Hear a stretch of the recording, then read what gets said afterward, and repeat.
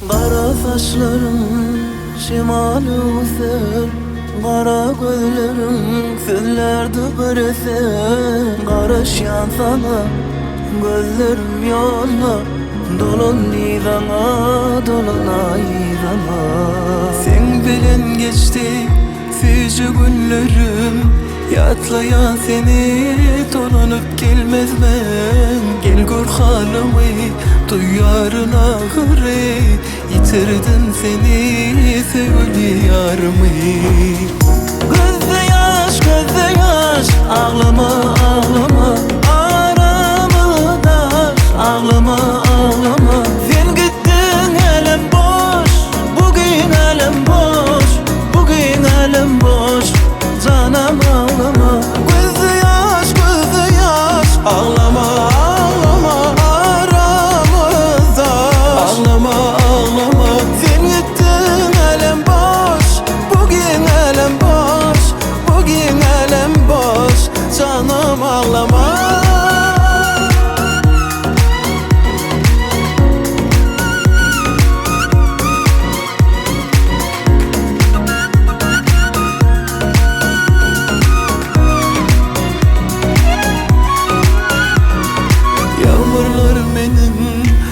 Yaşlarımdır, gece yıldızlar sırdaşlarımdır.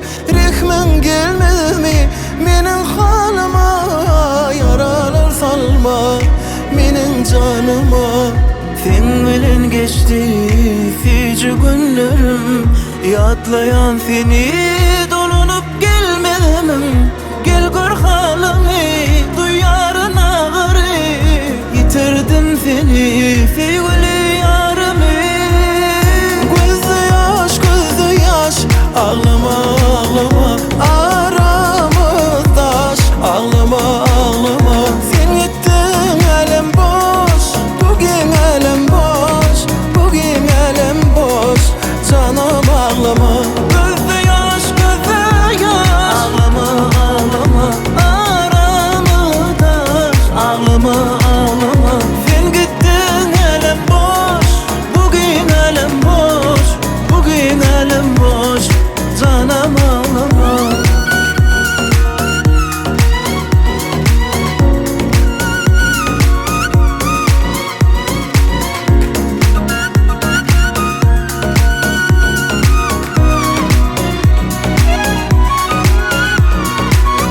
Gözde yaş, ağlama ağlama, aramızdaş, ağlama ağlama.